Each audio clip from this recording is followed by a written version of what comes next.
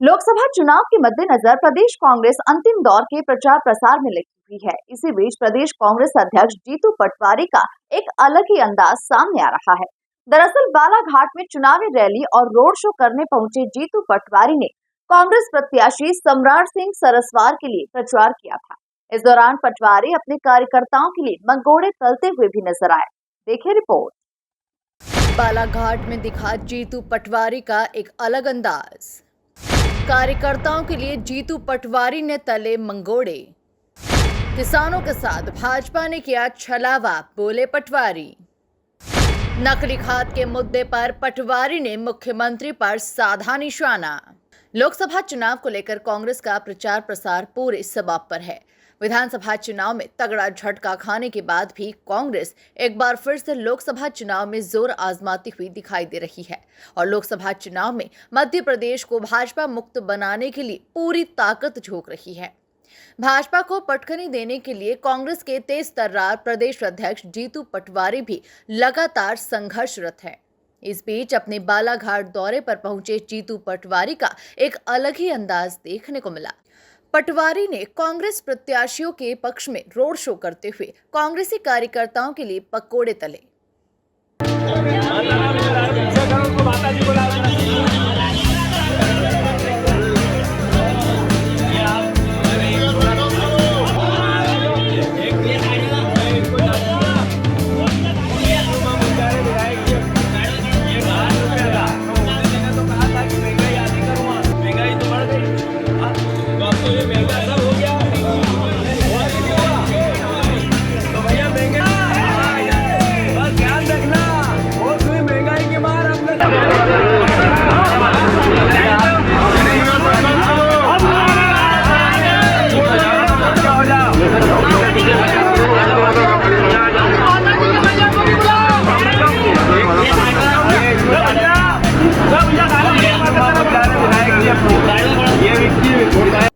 वहीं इस दौरान जीतू पटवारी ने जनसभा को संबोधित करते हुए किसानों से कहा कि जब भी भाजपा के लोग वोट मांगने आए तो उनके सामने धान फेंक कर पहले 3100 का रेट ले लेना, फिर उन्हें वोट देने की बात कहना।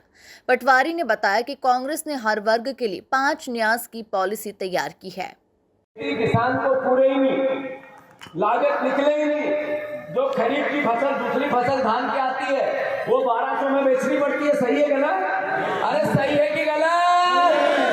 बोलते रहो, बोलोगे तो अंदर मन में सुदृढ़ता है। रबी की फसल तो मैं आप सबसे अनुरोध करता हूं कि धान के दाम बीजेपी के किसान के भी हैं, भारतीय जनता पार्टी के कार्यकर्ता के भी हैं, उस विचार को मानने वाले के भी हैं। अगर ये बढ़ेंगे तो उसको भी फायदा होगा और अगर नहीं बढ़ा तो उसको भी नुकसान होगा।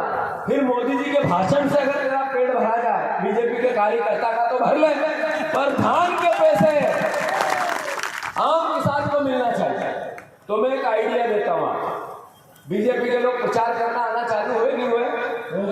हो गए। भाभी कहाँ धान दो? ये एक मुट्ठी धान लो, ऐसे ये धान है, ये धान है, एक मुट्ठी धान लो और जैसे बीजेपी के नेता आए उसकी झोली में डाल कि ना पहले इसका मूल्य ला दे 3100 फिर वोट ले ले। सही है कि गलत? जरा एक काका इधर आओ, आप बीजेपी के नेता बन जाओ। आओ, तू आजा, तू आजा। हाँ खड़ा हो, अरे आजा, आजा, अरे तू आजा भैया। वो बाबा को बुला, बाबा को बुला, वो बाबा आप दादा इधर आओ।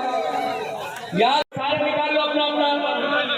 काका नहीं, काका यही रहो, ये तुम्हारा गमछा खोलो। धान अपनी फसल अपनी माँ होती है, नीचे भी नहीं गिरने देंगे।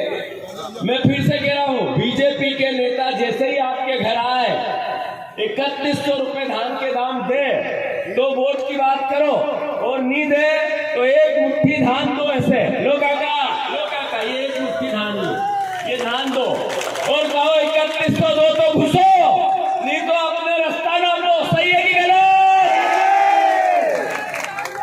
याद रखो। तो पटवारी ने कहा कि हमारा रिकॉर्ड काम करने का है, जो वादे करते हैं उसे पूरे करने का है, क्योंकि प्राण जाए पर वचन न जाए। लेकिन बीजेपी कोई वादा पूरा नहीं करती है, यही भाजपा और कांग्रेस में अंतर है। किसान अभी बीजेपी के लोगों की गाड़ियां नहीं घुसने दे रहे, कई गांवों से खबर आती है। मैं आप सबसे इतना अनुरोध करना चाहता हूँ, ये चुनाव कितने लोग चाहते हैं कि संविधान से देश चले? हाथ ऊंचे करो। सब चाहते हो? ये लोकतंत्र को बचाने का चुनाव, ये संविधान को बचाने का चुनाव, ये चुनाव वोट के मत को बचाने का चुनाव है, ये नॉर्मल चुनाव नहीं है।